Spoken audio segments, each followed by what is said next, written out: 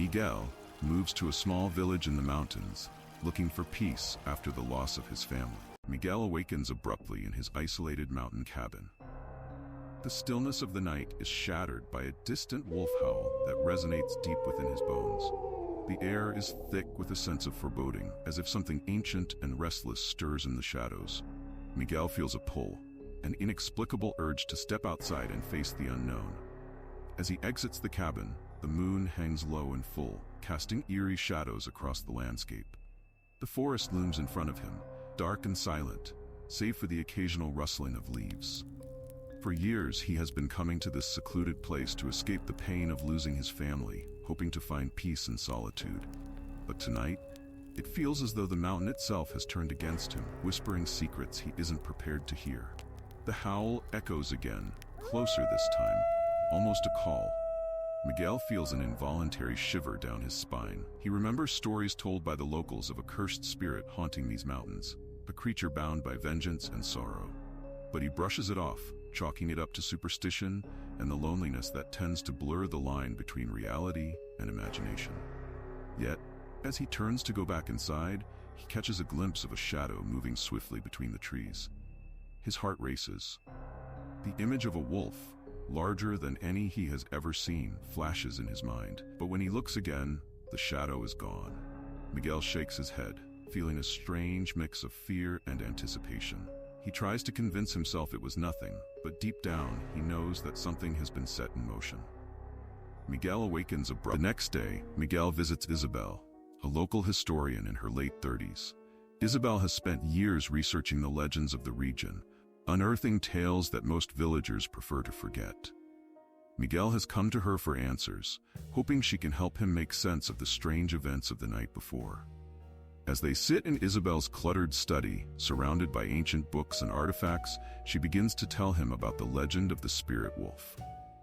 There's a cave deep in the forest, she explains, her voice low and serious. They say it's forbidden, a place where the spirit of a wolf guards secrets older than the mountains themselves.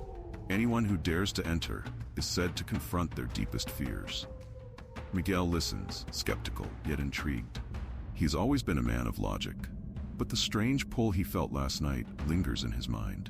Isabel senses his hesitation and tells him of others who have encountered the spirit wolf, those who returned changed or didn't return at all. Her words resonate with him, striking a nerve he didn't know existed. The mention of the cave fills him with both dread and an inexplicable curiosity. She warns him, some things are better left buried. But Miguel knows he won't be able to ignore the call. The thought of confronting the spirit wolf fills him with fear. Yet he feels an overwhelming need to find out what lies within the forbidden cave. That night, Miguel drifts into an uneasy sleep, only to be tormented by vivid dreams. In these visions, he finds himself standing in a dark, mist-filled forest, surrounded by towering trees that seem to whisper secrets in an ancient language. His heart pounds as he senses something lurking in the shadows, watching him. He turns around and catches sight of a massive wolf, its eyes glowing with a mix of anger and sorrow. The creature's form is both terrifying and captivating, almost as if it were a being caught between worlds. Miguel takes a hesitant step toward it, but the wolf lets out a low growl, its gaze piercing through him as if seeing into his very soul. Strange symbols appear on the ground around them, glowing faintly in the darkness, forming a circle that seems to trap him within its bounds. Miguel wakes with a start, drenched in sweat, his pulse racing. He looks at his arm and notices a faint mark on his skin, a symbol that resembles the shape of a wolf, as if it had been burned into his flesh. His mind races, trying to understand what is happening.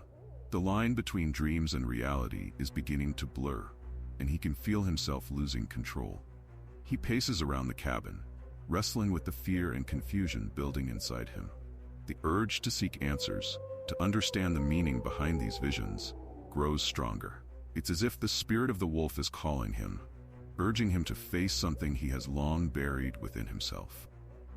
But he is not yet ready to confront the darkness that lurks within his soul. The next morning, Miguel examines the strange mark on his arm in the daylight. The shape of the wolf is faint, almost imperceptible, but he knows it wasn't there before. The burn seems to pulse with an eerie warmth, as though it holds a life of its own. He tries to dismiss it as a hallucination or a lingering effect of his dream, but something inside him knows that this mark is real. Desperate for clarity, he returns to Isabel, who is equally disturbed by his story. She examines the mark with a mixture of awe and fear, murmuring about ancient curses and ancestral spirits. "This mark," she whispers, "is a calling. The wolf spirit has chosen you for a reason, Miguel. Perhaps it sees something in you that needs to be confronted." Miguel struggles to believe her words, yet the mark on his arm burns with a truth he cannot deny. Isabel warns him once again of the dangers that lie within the cave, but Miguel's resolve has only strengthened. He knows he must face the wolf's spirit, even if it means risking everything. The mark serves as a constant reminder, a tether linking him to the darkness of the mountain. Each time he looks at it, he feels a mix of fear and defiance. The cave calls to him, its secrets promising both danger and answers. Miguel steels himself for the journey ahead, knowing that he is about to step into the unknown, a place where reality and legend intertwine. Miguel isolates himself, haunted by more intense visions. He sees the wolf in every shadow and feels like he is losing control of his own mind. The next night, armed only with a flashlight and a deep sense of determination, Miguel finds himself standing at the mouth of the forbidden cave. The air is thick with an unnatural chill, and a foreboding silence surrounds him. He takes a deep breath, bracing himself for what lies within, and steps into the darkness. The cave is damp and cold, its walls covered with ancient carvings that seem to pulse faintly in the dim light. As he ventures deeper, the passage narrows, and the air grows heavier, almost suffocating. He begins to hear faint whispers echoing through the darkness, voices that seem to call his name, urging him to turn back. But Miguel pushes forward, refusing to let fear control him. His flashlight flickers, casting fleeting shadows across the walls. He glimpses the faint outline of a wolf in the carvings, its eyes etched with an intensity that seems to follow his every move. The whispers grow louder, merging into a single powerful voice that resonates through his mind, filling him with a strange mix of dread and anticipation. Finally, he reaches a cavernous chamber where the walls are adorned with symbols he recognizes from his dreams. The air is thick with the scent of earth and decay, and the feeling of being watched intensifies. Miguel stands in silence, his heart pounding as he waits for the presence he knows is near. Miguel and Isabel find ancient records that reveal that the wolf is an entity created by the hatred and pain of their ancestors. Miguel's lineage is cursed, and he realizes he needs to break the cycle of hate to free himself. He begins to question his choices and face his deepest fears. In the darkness, a pair of glowing eyes appears, piercing through the shadows. Miguel's breath catches as he realizes he is face to face with the spirit wolf from his visions. The creature is massive, its fur a dark, shifting mass that seems to blend into the shadows. Its eyes are filled with a sorrow that speaks of countless lifetimes, a burden it has carried for ages. The wolf steps forward, and Miguel feels an overwhelming urge to run, but his feet remain rooted to the spot. The creature stares into his soul, revealing fragments of his own memories, moments of pain, loss, and regret that he has tried to bury. He realizes that the wolf is not merely a creature of legend, but a manifestation of his own darkness, a mirror reflecting his deepest fears.